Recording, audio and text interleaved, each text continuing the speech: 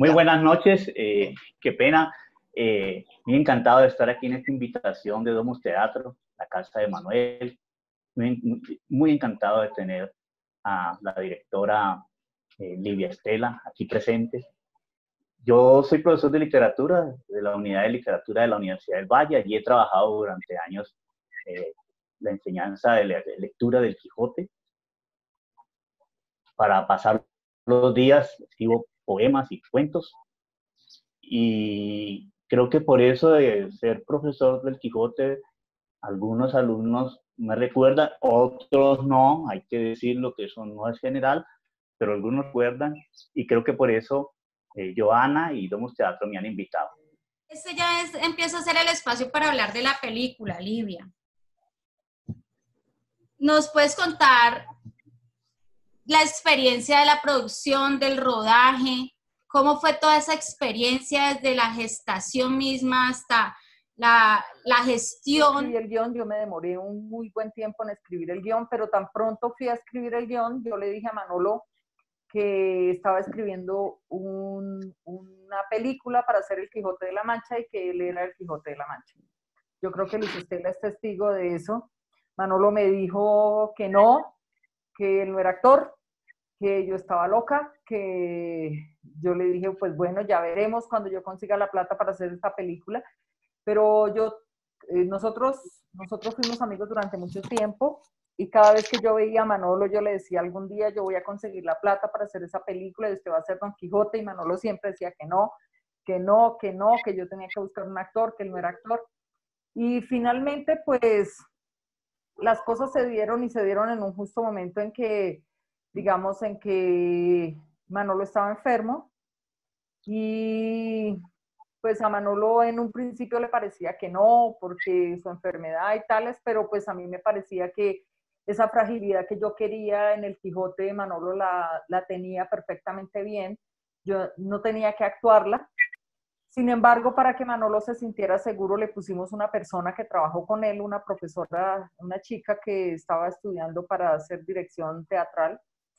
Y la chica pues se le dedicó bastante a que Manolo repasara los textos, a que tuviera los textos, nada actoral realmente. Básicamente lo que hizo Alexandra con él fue ayudarle con los textos, a que tuviera seguridad en los textos, porque eran unos textos muy difíciles. Obviamente los textos del Quijote, tanto para Manolo como para Álvaro, eran difíciles. Álvaro tenía la ventaja que se podía equivocar en los textos, Manolo no se podía equivocar en los textos, para Manolo los textos tenían que ser perfectos, entonces eso implicaba una dificultad. Ahora, conseguir el dinero para hacer esa película, pues fue toda una quijotada, no fue sencillo. Yo durante muchos años, yo se la propuse, esta película, yo se la propuse a varios de los productores que he tenido y a ninguno le sonaba esa idea porque pues ellos decían que era una película muy loca, que era un cuento muy traído de los cabellos, que a mí eso de mezclar las estéticas, las épocas, las músicas, que eso, pues que era una película que no le iba a gustar a nadie, que eso no iba a tener un público, de todo me decían que no, básicamente me decían que no, uno, otro, bueno. Pero pues yo soy muy terca y soy muy empecinada y cuando yo creo en mí, creo en una cosa, pues yo lucho para sacarla adelante. Entonces un día se presentó la oportunidad en la Escuela de Cine y Televisión, así como en todas las escuelas, bueno, como en todas las universidades grandes, pues hay unos procesos de investigación.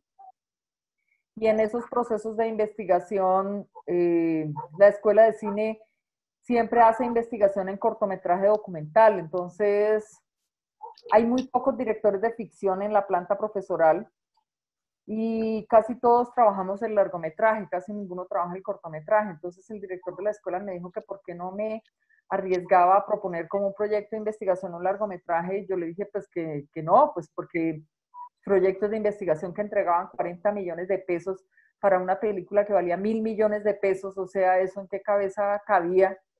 Entonces él me dijo que pensara a ver cómo lo podía hacer posible, porque pues porque ya era hora, la escuela ya tenía los equipos, ya tenía los laboratorios y ya tenía como 30 años de formación de formación profesional para los chicos, entonces como que ya tenía como los elementos para lanzarse a hacer una cosa mucho más grande y mucho más madura.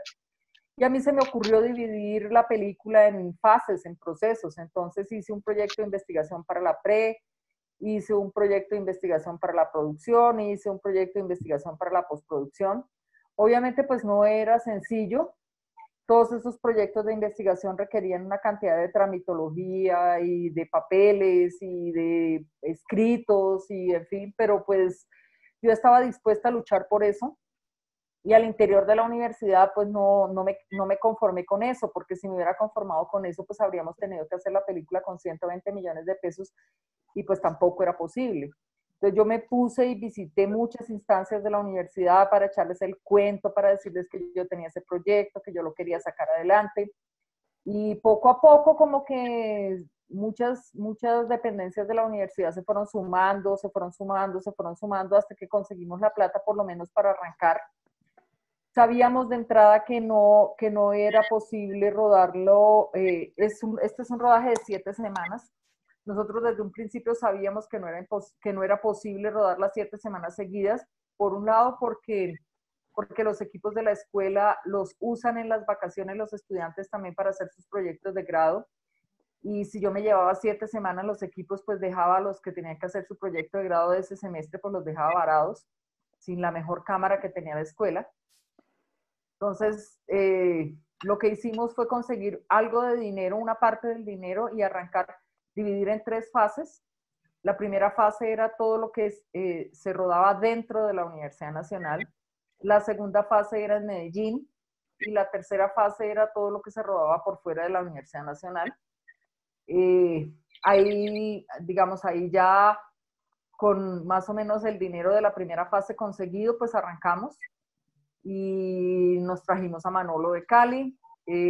Manolo los primeros días del rodaje estaba muy asustado, muy inseguro, un poco enfermo, se le veía, pero parecía, los chicos lo notaron, fueron los chicos los que me dijeron que con el pasar de los días parecía que la película era como su medicina, ¿no? Parecía que Manolo día por día como que se veía menos enfermo, se veía un poco más recuperado, caminaba más rápido, cojeaba menos, como que el impulso y las ganas que tenía de hacer eso, como que, pues, como que le daban la energía o la adrenalina, no sé qué, pero muy bien. Incluso un día terminamos temprano porque le había tocado a él pesadísimo, entonces yo dije, no, ya no hagamos más, vámonos a descansar para que Manolo pueda dormir. Y al otro día los chicos me dijeron, ¿cuál dormir? Si Manolo se fue a jugar básquet con nosotros. Yo como, no, ¿cómo así? Pero si yo lo mandé a dormir, no, pues él era súper necio. Y como que la película lo llenó de vida. Y incluso un día tenía que bajar por una escalera, en un plano tenía que bajar por una escalera, y lo que hizo fue salir corriendo por la escalera, y yo como, corten, y agarrarlo, porque yo dije, no, se va a matar por esta escalera.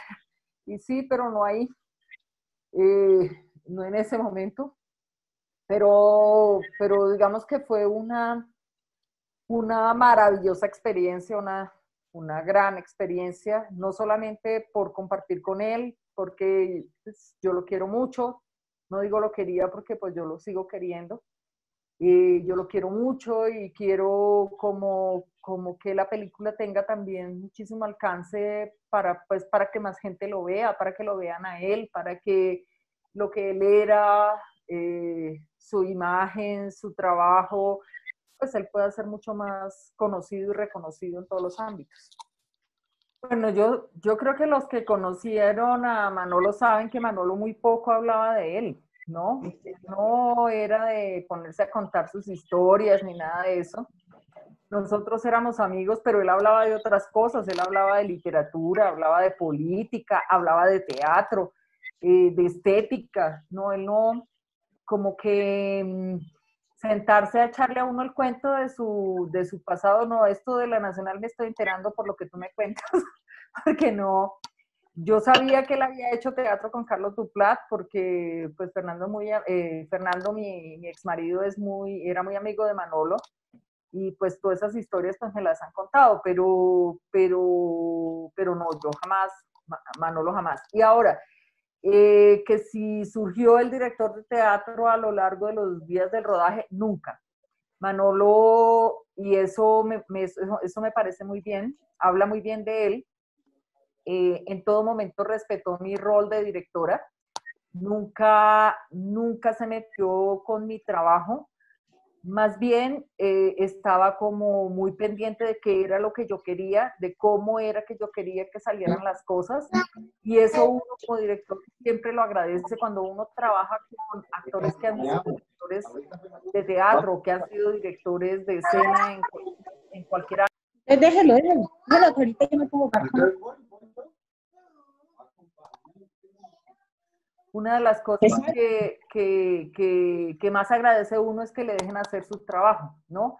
De eso tengo una anécdota, no con Manuel, sino con Santiago García. Mi maestro del teatro, porque yo también hice teatro un tiempo, mi maestro del teatro fue Santiago García.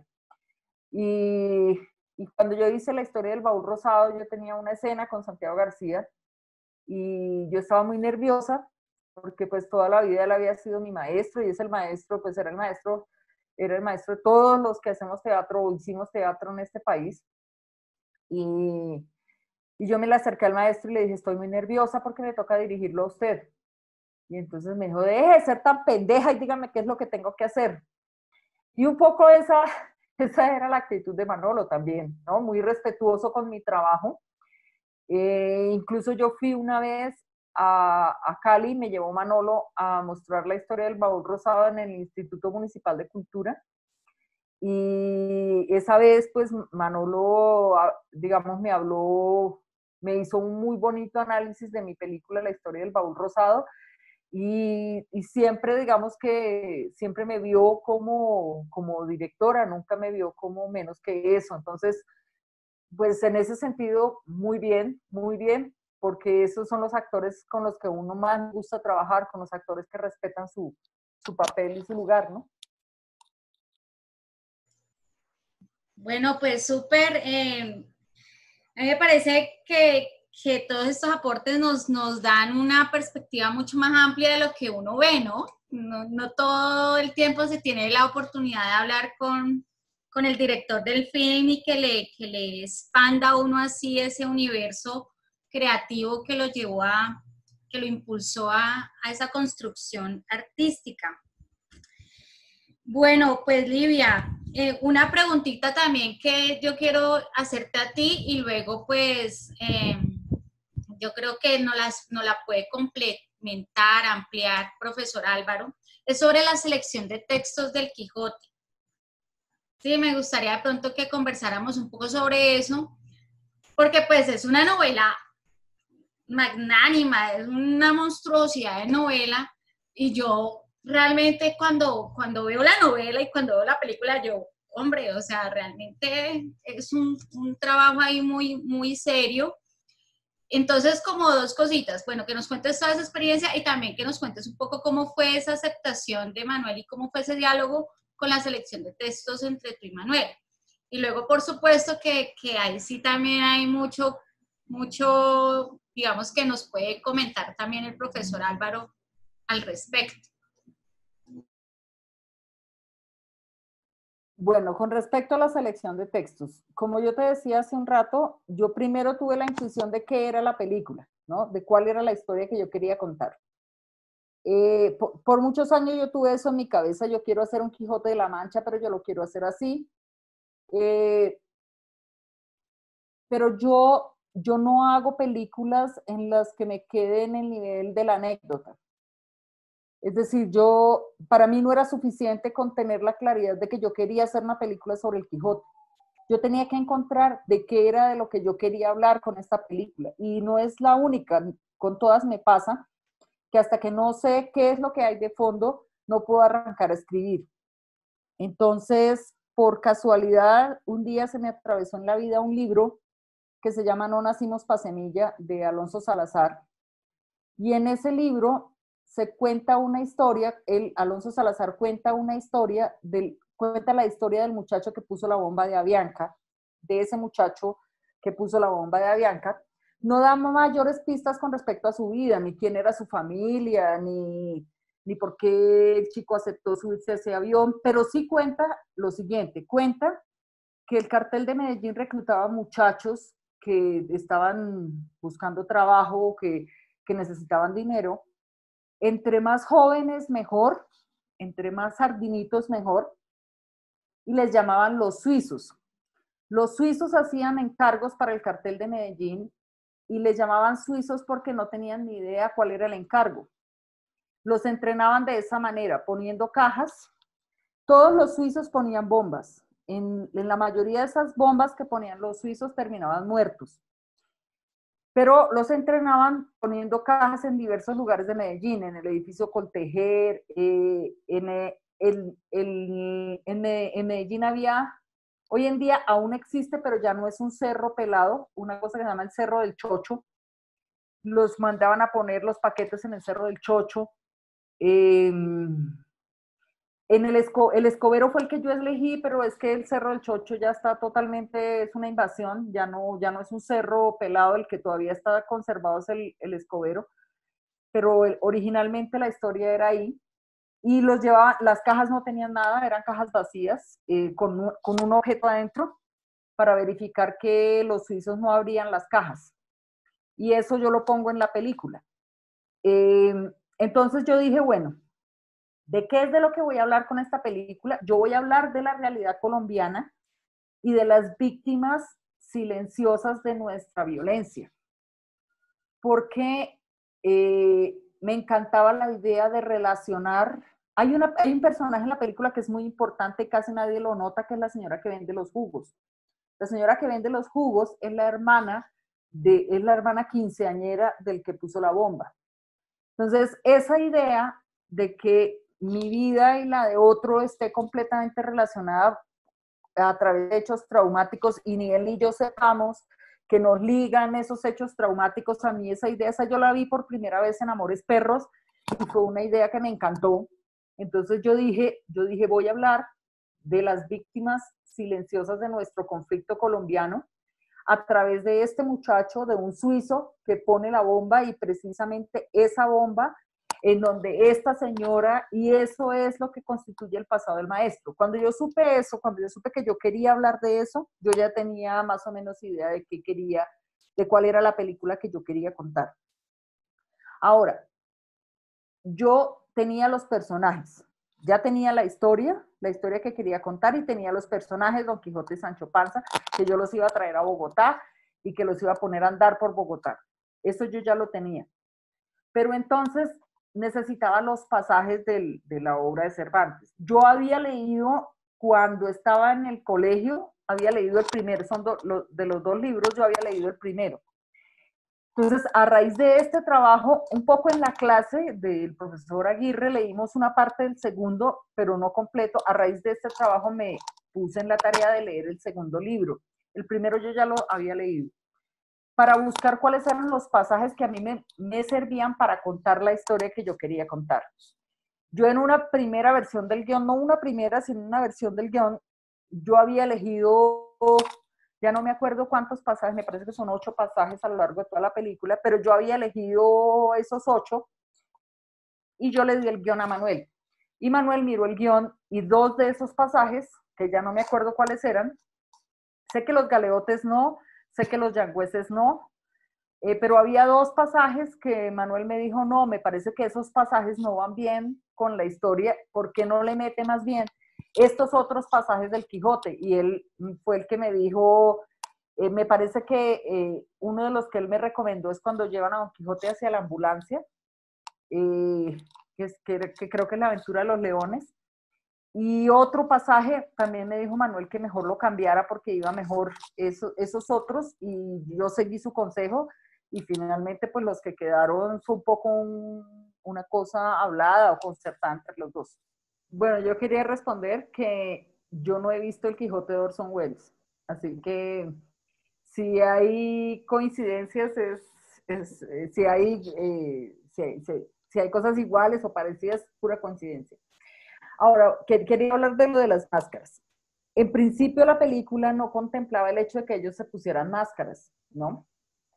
Pero resulta que Entre el segundo y el tercer rodaje se murió Manuel.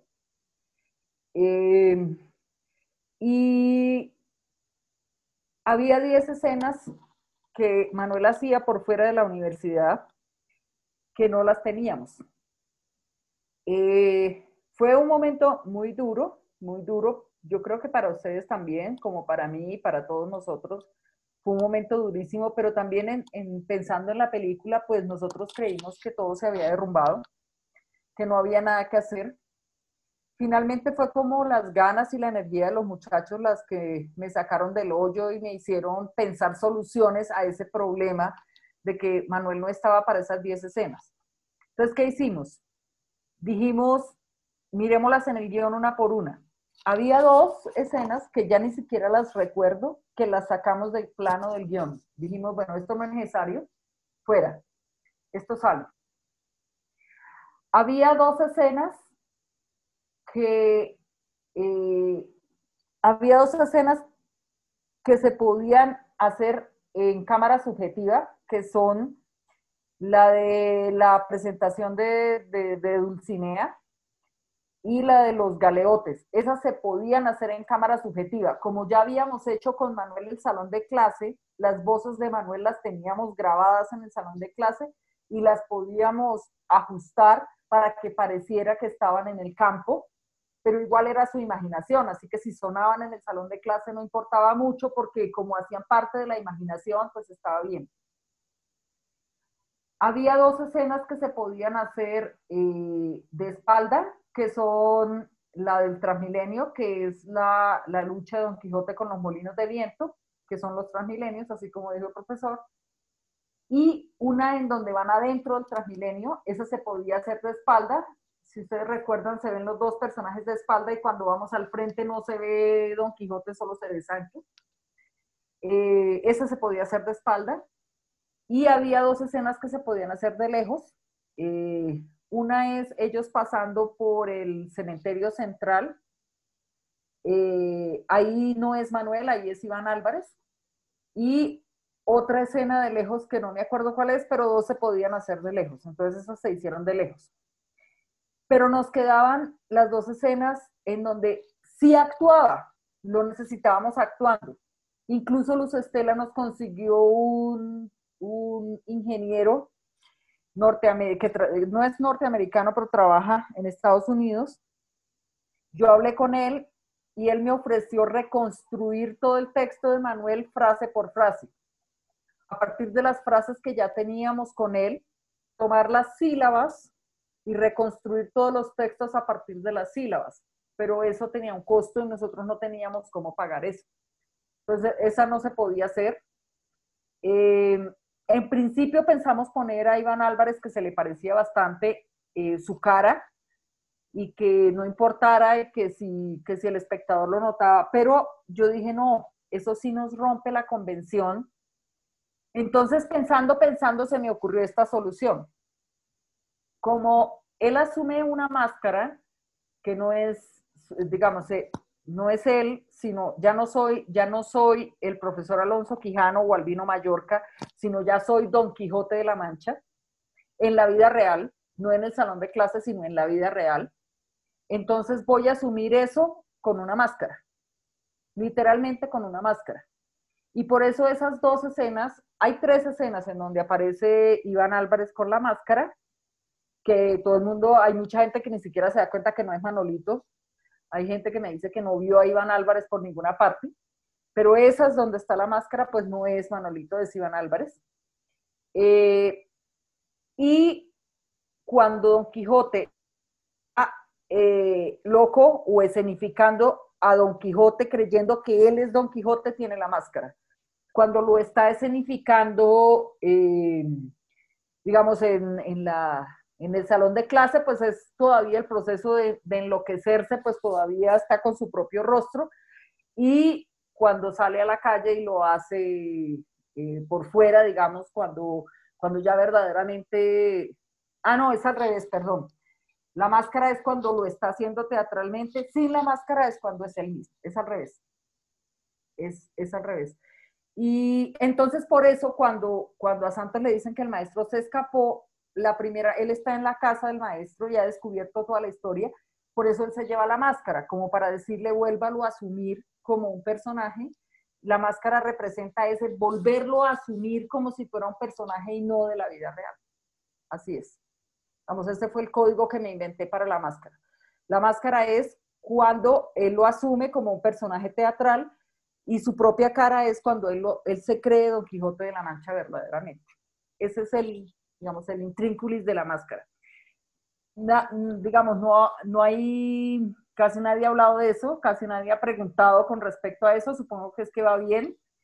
Ahora, una cosa que sí me da mucho pesar es que nosotros buscamos un imitador de la voz de Manuel, y el imitador lo hizo muy bien en el casting, pero el día que grabamos, no sé qué pasó, se le refundió la voz, y la voz sí es muy diferente.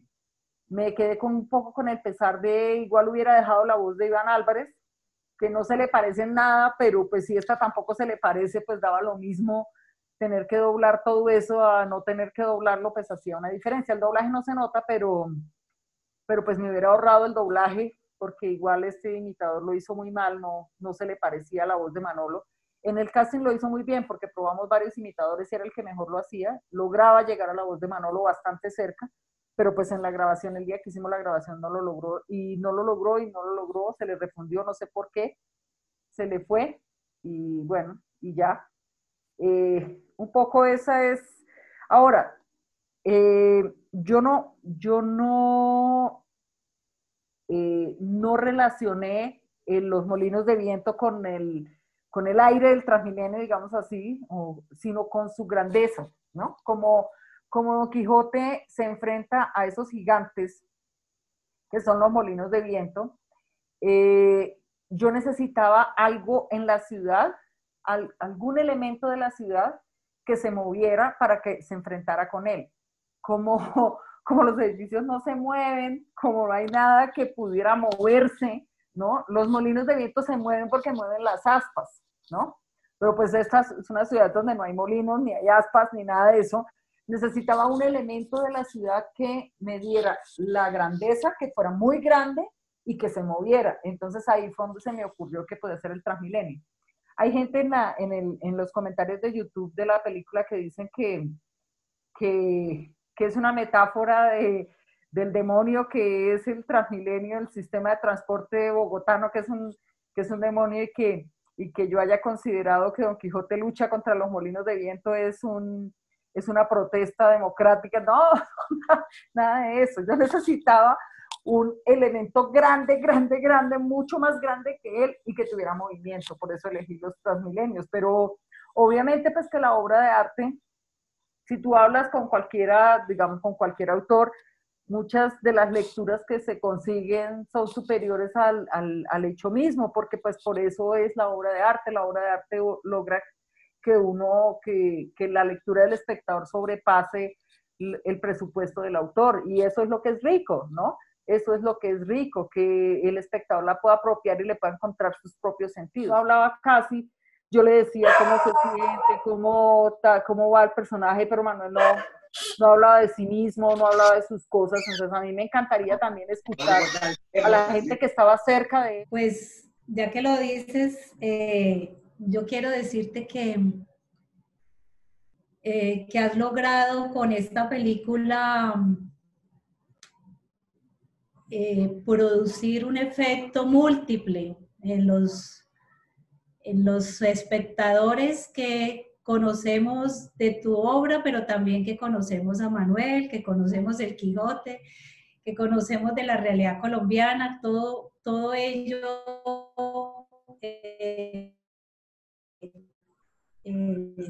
se junta en tu proyecto de película.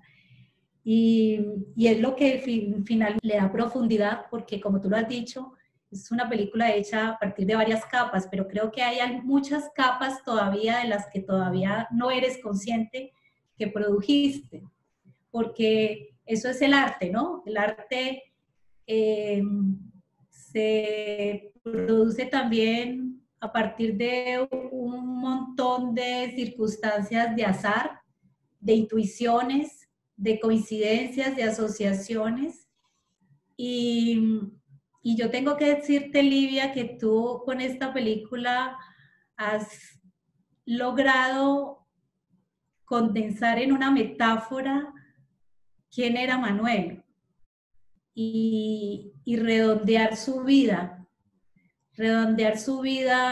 tanto personal como artística. No ha podido haber un mejor final para Manuel. Realmente yo agradezco y me emociona muchísimo que el universo se haya confabulado para que así hubiera sido, ¿no? Un poco lo que dice Joana es tan solo una pequeña parte de todas esas coincidencias que la película logra. Manuel empieza su carrera artística, pero también su carrera política y su carrera o su trayecto como pensador, que fue un pensador de la realidad, muy crítico de la realidad del país, de lo que lo rodeaba. Y empieza esa vida al mundo, conocimiento, pero también del arte, en la Universidad Nacional, haciendo teatro, actuando, y lo termina en el mismo lugar y en el mismo ejercicio. Y yo creería que en todos esos años, de cuando llegó casi adolescente, joven, a la Universidad Nacional, saliendo recién de su colegio, seguramente tendría 18 o 20 años, no lo sé, pero sí sé que empezó muy joven allá. En todos esos años, o en gran parte de esos años, El Quijote fue su libro de cabecera. El Quijote no podía faltar y tenemos en la biblioteca de Domus varias versiones del Quijote. Y Manuel frecuentaba mucho este libro. Tenía muchos ensayos sobre el Quijote. Tenía muchas ediciones, algunas ilustradas, otras las regaló también, regalaba, se apreciaba de regalar el libro.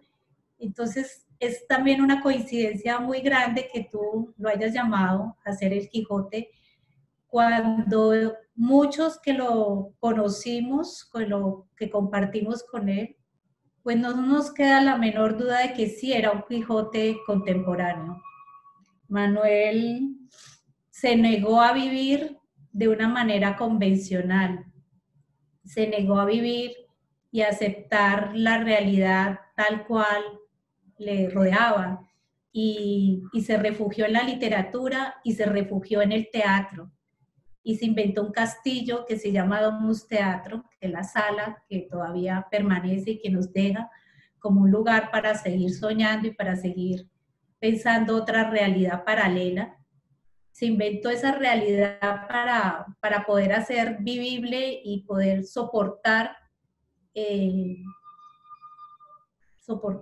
poder vivir de otra manera, ¿no? Entonces, yo siempre tengo la sensación de que mis tiempos en Domus fueron unos años vividos en un mundo particular, en un universo particular. Entrar a Domus era como entrar a otra realidad, y siempre tuve esa sensación de estar viviendo en dos realidades mientras trabajé en Domus. Lo que era Domus, lo que pasaba en la casa con los artistas, con los visitantes, con los amigos, las conversaciones sobre filosofía, sobre literatura que teníamos con Manuel en torno a un café, y en los últimos años en torno a un café con jengibre, porque le recomendaron que para su enfermedad el jengibre era muy bueno, entonces se lo echaba todo, y entonces empezamos a tomar café con jengibre. Y por eso este espacio, este conversatorio al que están hoy visitados, se llama Café con Jengibre, en homenaje a Manuel, porque era su manera de enseñar, ¿no? Era sus mejores clases filosóficas o de teatro o de crítica se daban en torno a una conversación con un café. Entonces, siento que aquí hay también una historia que tú estás contando, que no te la hayas propuesto contar, pero que para quienes conocimos a Manuel es inevitable hacer la relación de este Quijote contemporáneo con su propia vida, pero también de que además estás hablando en la película de otro tema, más allá de la violencia en Colombia, que también es un asunto que tocó la vida de Manuel de manera muy fuerte, y tú lo sabes, en sus años de adolescencia y de juventud en Charalá, un pueblo muy violento, un pueblo, además de gente muy guerrera, de gente muy política también, los comuneros, y también era, pues él tiene una historia de amigos que desaparecieron, que se exiliaron en ese entonces. Cuando estuve en la universidad, esa historia de la violencia en Colombia lo atravesó porque tocó la historia y la biografía de sus compañeros, de sus amigos, de sus maestros. Entonces, no es una historia ajena, y sobre ella escribió siempre. Las obras de Manuel remiten a ese tema de la violencia en Colombia, pero de una manera metaforizada. No le interesaba hacer documental ni un teatro de testimonio, sino un teatro poético, pero de lo que hablaba en el fondo era de la violencia en Colombia y de las víctimas silenciadas que no tenían posibilidad de tener una voz, pues él se las daba de una manera poética en el escenario. Pero además estás hablando del teatro en Colombia, porque al llamar a dos actores de teatro, que aunque Álvaro haya hecho muchos cines, sigue siendo un actor de teatro. Su esencia, la manera como actúa, toda su carga artística, lo siente uno, viene del teatro, de esa herencia y ese trabajo con Santiago García y La Candelaria. Y Manuel, pues toda su vida se la dedicó al teatro. Pero no solo por eso, y además la persona que lo reemplaza, Iván Álvarez, pues es también uno de los veteranos del teatro. Los tres, dijéramos, son personalidades muy fuertes, han dejado una huella indeleble en la historia del teatro colombiano. Pero es que además el hecho de que la obra misma, y esto está en Cervantes, está en el Quijote, es la presencia de la teatralidad, ¿no? Y tú la remarcas con una coincidencia que fueron las máscaras, pero pues, quiéralo o no, están significando y están volviendo a poner de relieve otro tema transversal, que es el teatro, y yo no dejo de hacer la asociación que siempre hemos hecho los teatreros. Me considero una artista o una gestora del teatro. Siempre hemos hecho los teatreros con relación a este personaje, el Quijote, y es que los teatreros han sido unos Quijotes siempre. No hay otra manera de describir el trabajo incansable que hacen por ir contracorriente. Hacer teatro en el mundo contemporáneo, en Colombia, es ir contracorriente, es inventarse una realidad que está incluso destinada al fracaso, pero no importa. Mientras viva, eso da aliento a muchos. Y a pesar de que sabemos que está destinada al fracaso de alguna manera, ¿no? Que no hay mucho de qué aspirar allí. No es la misma sensación que tienen los cineastas, que es un oficio y es una carrera que tiene todo todo el público, toda la industria, el teatro, y más en estos tiempos, ahorita se nos pone mucho más dura la realidad con esta situación de pandemia que parece que no es solo coyuntural, que se viene unos tiempos y unos cambios sustanciales para el mundo. Entonces el teatro una vez más entra en crisis, pero ha estado en crisis. Y de eso habla esa obra también, aunque tú no te lo hayas propuesto, ¿no? De unos teatreros que le apuestan al arte, a la ilusión de tener otra realidad, porque si no, no vale la pena esta realidad, si no existen esas otras realidades que nos inventamos y que justamente eso hace importante la función del artista en una sociedad, es poder generar esos oasis de realidades diferentes, nuevas, que no solo ocultan, sino que develan también. Develan eso que no se dice, develan eso que ocultan también. Entonces, me parece que logras hacer un homenaje a un gran teatrero, a un maestro de maestros, como fue Manuel para muchos. Manuel no solamente fue un maestro del teatro, sino sobre todo un maestro de la vida, un maestro amigo, maestro que nos enseñó de dignidad, de nobleza, de terquedades cuando los propósitos son nobles, de ser críticos, de pensar más en la pregunta que en las respuestas, en esforzarnos más allí, en preguntar que en responder. Entonces, pues yo no me imagino cómo hubiera sido otro mejor final que este, y yo agradezco que hayas podido tener esta fortuna de casualidades y de intuiciones y de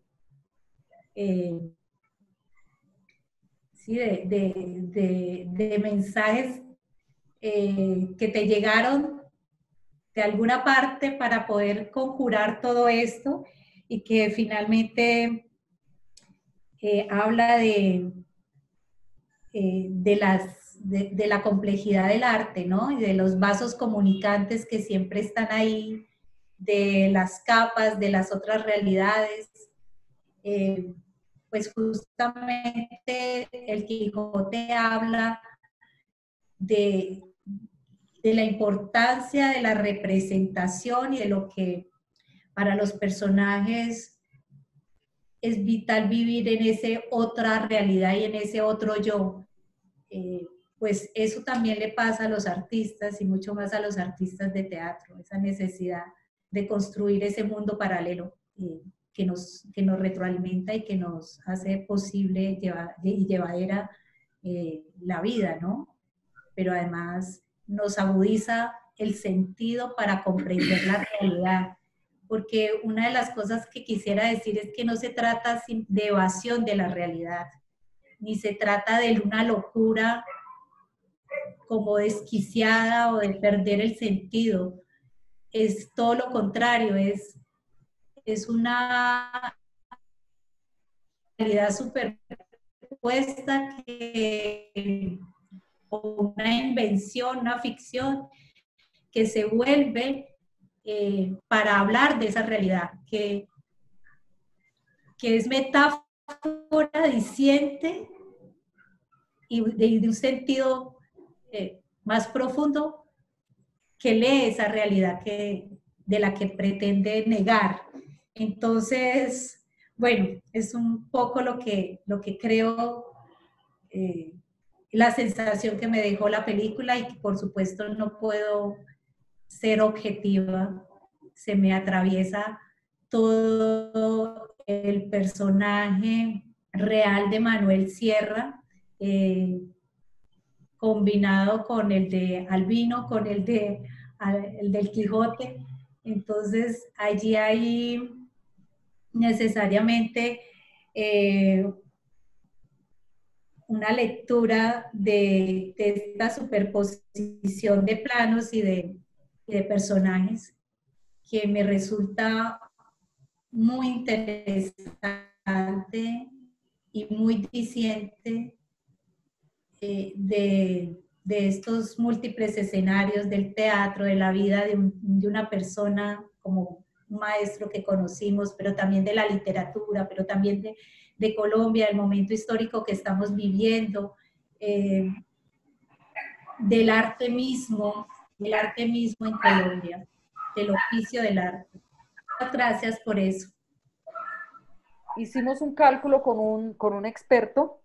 El experto dijo que de las 500.000 visualizaciones habían sido 100.000 visualizaciones completas.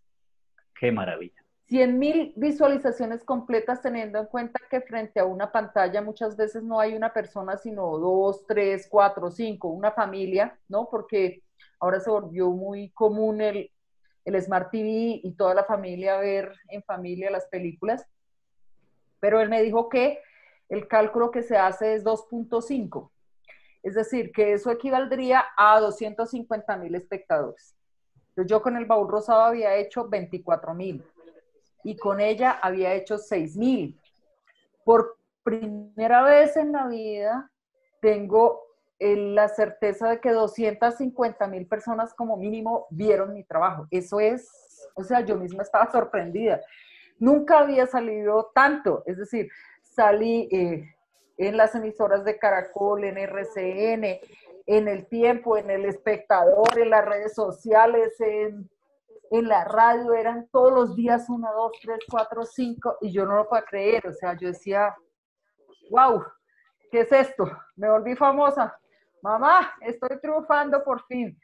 Bueno, ok, no hay recaudación, no voy a recibir ni un solo peso partido por la mitad, pero puedo decir que se ha cumplido mi sueño de que la gente vea mi trabajo. Eso para mí, con esta lucha tan quijotesca que he tenido con esta carrera mía, porque pues mi carrera también ha sido, yo a veces me siento como con la bicicleta pinchada en una cuesta de una calle empedrada, así me siento a ratos con este trabajo mío.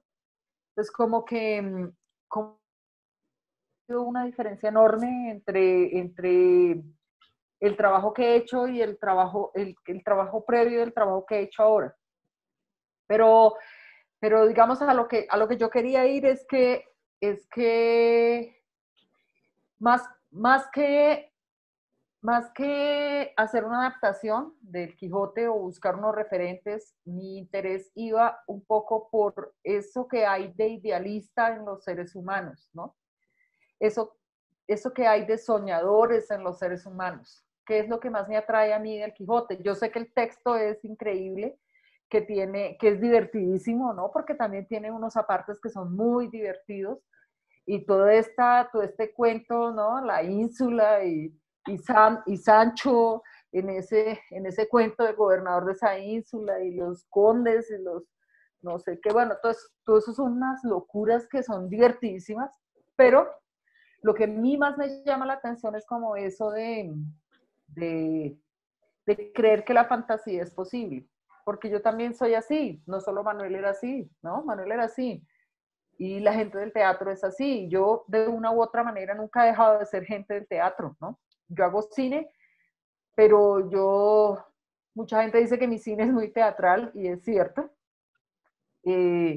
porque yo soy gente del teatro, yo vengo del teatro y conservo esa capacidad de creer que hay un mundo de fantasía que es posible también para mí. Y ahora, digamos que mi sueño se cumplió, por fin mi sueño se cumplió, así me rechace la academia, ¿no? La academia me dijo que no puedo participar en las nominaciones para los Oscar porque la película fue estrenada en línea y que los Oscar no admiten eso.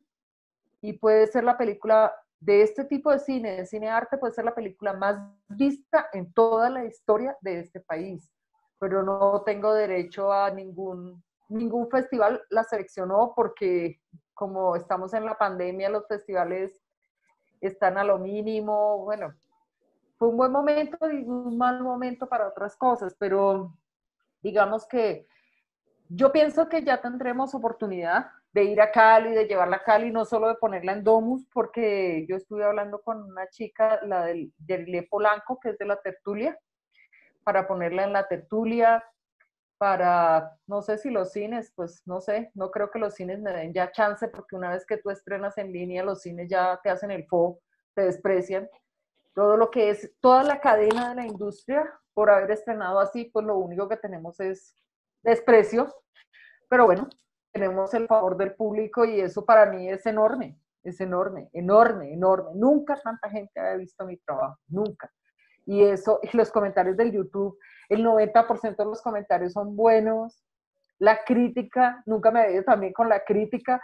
Yo misma estoy sorprendidísima, porque no creo en mi trabajo, porque creo en mi trabajo firmemente, yo tengo mucha fe en mí, sino porque esta película produjo muchas cosas, las lecturas que hace Estela, las lecturas que hace el profesor, y la gente, conversando con mucha gente, le encuentran cosas y le encuentran cosas y le encuentran cosas que ni yo misma he visto en esa película, como que a veces yo me quedo pensando, wow, wow, no, yo no me imaginaba todo eso, pero es más, mi deseo por el Quijote es mucho más por el idealismo, más que ninguna otra cosa, por el hacer los sueños realidad, por poder vivir en ese mundo de fantasía en el que la imaginación y lo que tenemos en la cabeza es posible, es una realidad, es eso.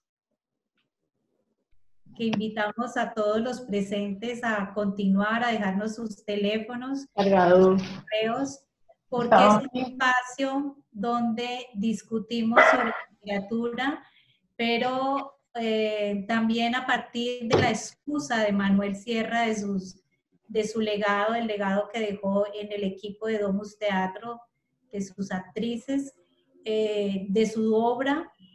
Bueno, queridas amigas, queridos amigos, yo agradezco mucho la invitación. Ha sido muy, muy satisfactorio estar ante Livia Estela. Mil gracias por ese trabajo, qué regalazo. Y muchas gracias a Luz Estela, que no nos veíamos hace tiempo, y a Joana. Y a todos los presentes, todas las presentes, a Nora Bedoya, toda mi estimación, todo mi cariño, y a Jairo, si está por ahí, María Lucía, Yolanda de Tolima. Sí. Muchas gracias, yo me retiro, les agradezco pero mucho y seguimos haciendo cosas, y si algún día podemos encontrarnos en la sala Domus y presentar la película y ojalá pueda venir nuestra directora, pues será un momento verdaderamente muy alto en la emoción. Yo me despido, buena noche y gracias a ustedes. A ti, profe, muchas gracias por aceptar la invitación. Fue un placer tenerte hoy en el Café con Jengibre. Vale. Muy bien. Chao a todos. Chao. Bueno. Yo también me despido. Buenas noches. Todos nos despedimos. Muchas gracias. Mucho gusto, Livia. Bueno, chévere. Adiós. Chao, Nora. Bueno, todo mi corazón a ese proyecto. Que Domus, larga vida a Domus. Larga vida. Bueno. Gracias. Chao, chao.